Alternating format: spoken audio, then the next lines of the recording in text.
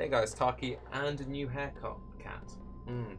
I will be playing softcore, and this is a Frostblades build. I'm going to explain why I'm playing softcore, and then I'll explain the build stuff afterwards.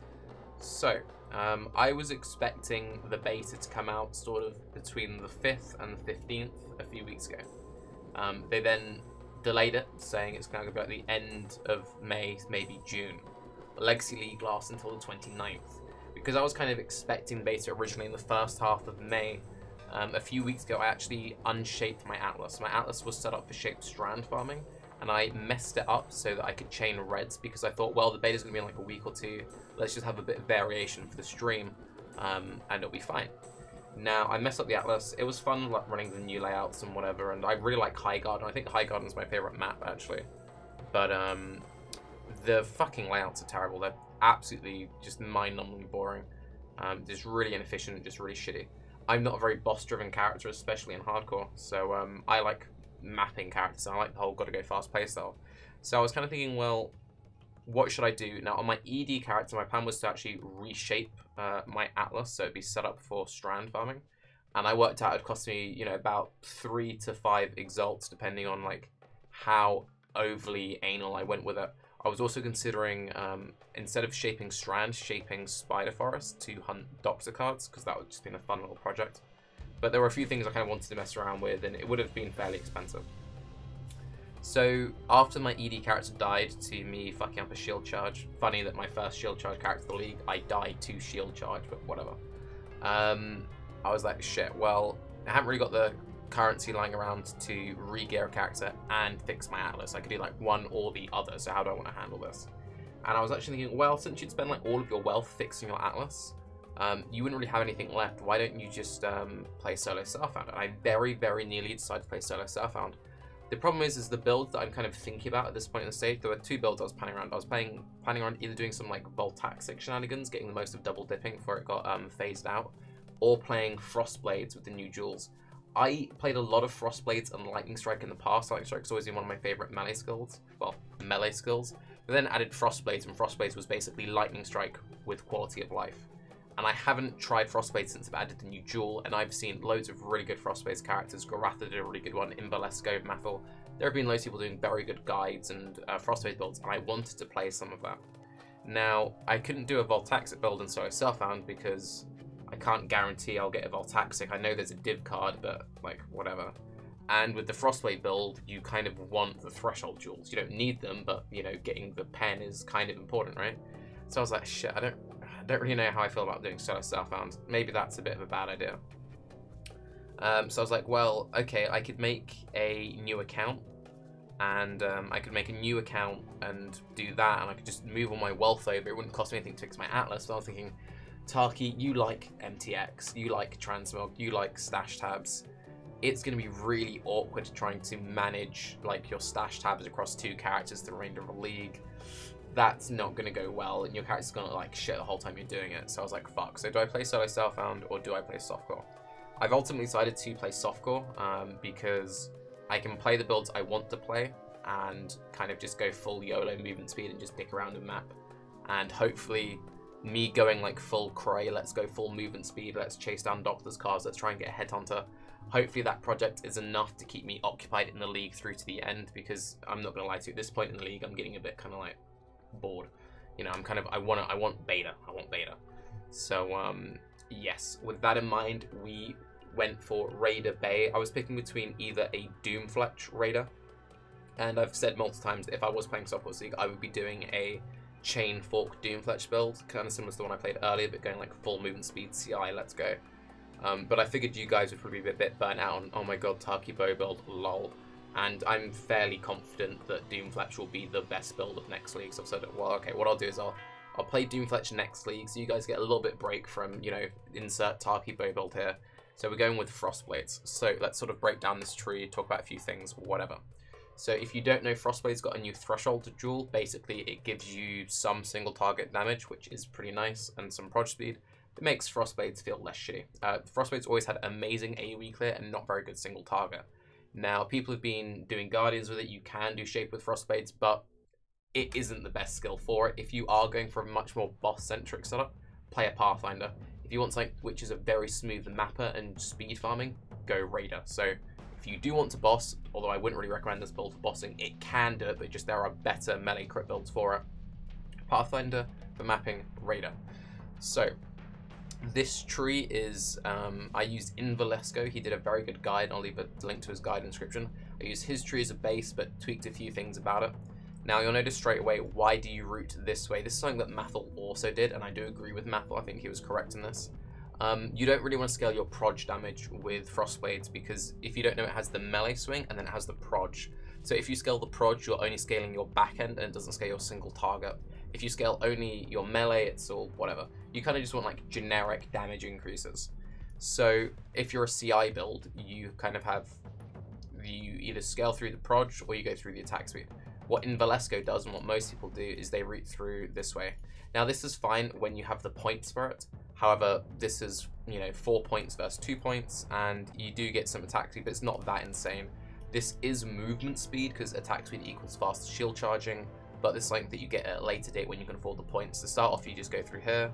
You can see this is level 95 build, and then later on you'd spec into these and drop these 2 points.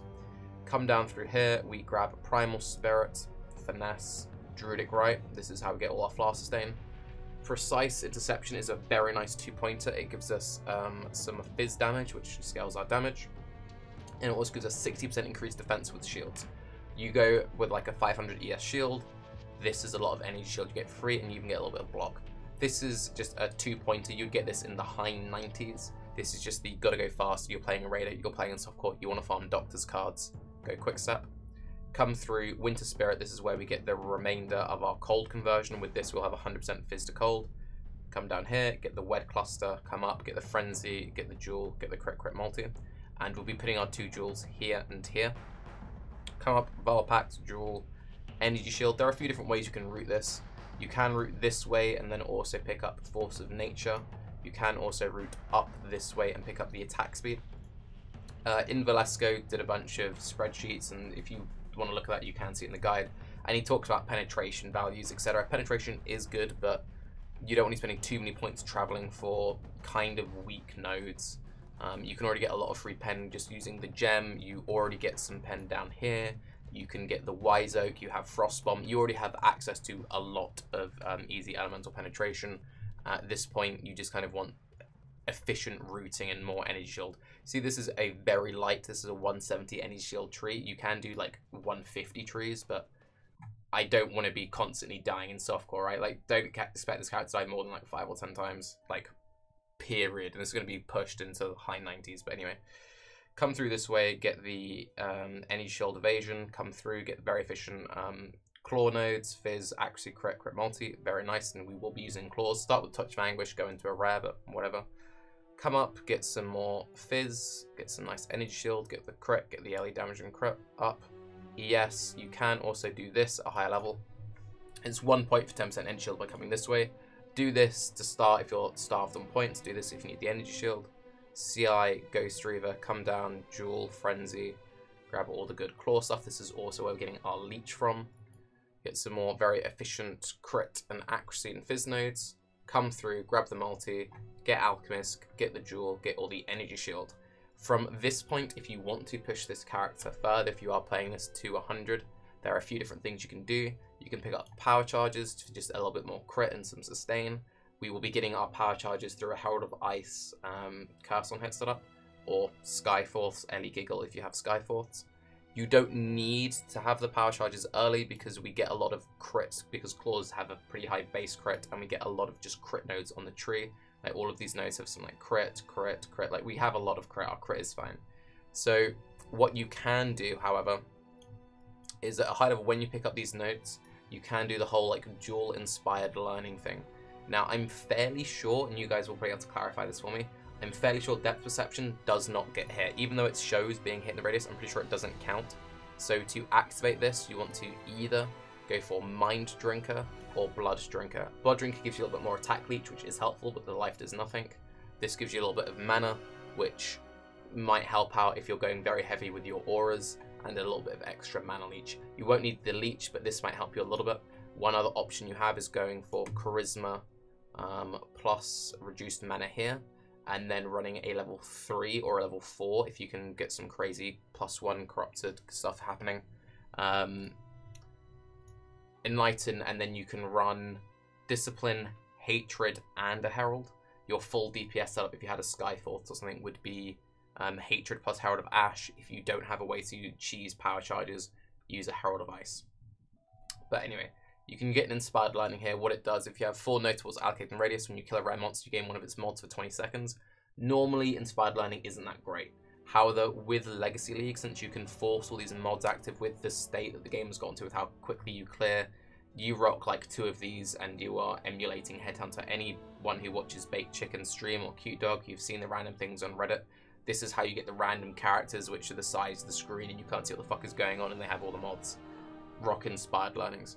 So you can put one here by picking up one of these 2 points. You can put one in here, and you could pick up Blast Radius. Now, obviously, you don't scale the AoE, but if it's a significant clear speed increase, 3 points is 3 points. It's really not that bad. You can also activate one down here if you pick up Acuity and Survivalist, although if you do this, you might want to mess around with your routing a little bit, because you're spending a lot of additional points for it. However, it's really not needed if you've seen the clear speed that is available to these Frostblades builds. They are just nuts. You have Shield Charge, you are a Raider, you are Zoom, you've got to go fast. In terms of unique items, there's nothing that fancy and it's all fairly straightforward. Brine Rot Whalers for the boots because they have a decent amount of energy shield, a good amount of movement speed. They give % fizz damage, the scale's all about damage, which you convert to cold, and it also gives some proj scaling, which scales your back end. So the fizz scales everything, and the proj is just a little bit of extra clear. Pretty solid. You could replace these with Skyforce or just a very insane pair of boots, but considering how cheap Brine Rots are, these are basically perfect for you. Shaper's Touch gloves are actually really nice. We make use of all the stats on it, so it works. It's just a very cheap, easy to corrupt, get like Curse on Hit or something. Very, very easy.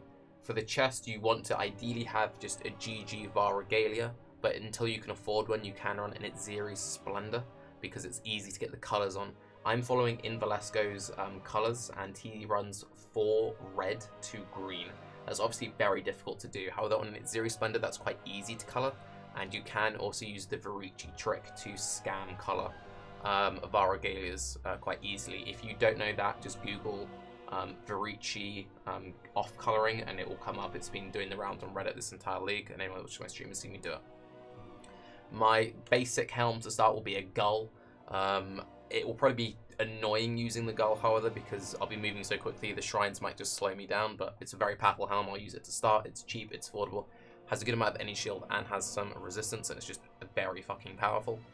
And then just insert whatever shield here. You can see that with fairly basic gear, all of this is very affordable. These are all very cheap uniques. No amulets, no rings, no belt equipped, no sockets, where you can get 7.8k energy shield with a very greedy DPS tree. Once you have insane levels of gear, once you start really pushing, you can still easily maintain 9-10k energy shield, and then you can sacrifice nodes like these, do the greedy options like picking up Force of Nature, etc. But yes, I'm Tarke. I will be playing softcore for as long as I can. Thank you everyone for the stream earlier. When I did make my character, I did get a bunch of like leveling packages, you know, the gold rims, this, that, and the other. I think I got something like 80C total, so I've got everything I need to get a very basic gear off the ground, and I'll keep you guys updated as we are continuing. So everyone who's been nagging me to play softcore, congratulations on the joy. Everyone else, just enjoy the build guides. I'm Tarke. Have a good day. Bye-bye.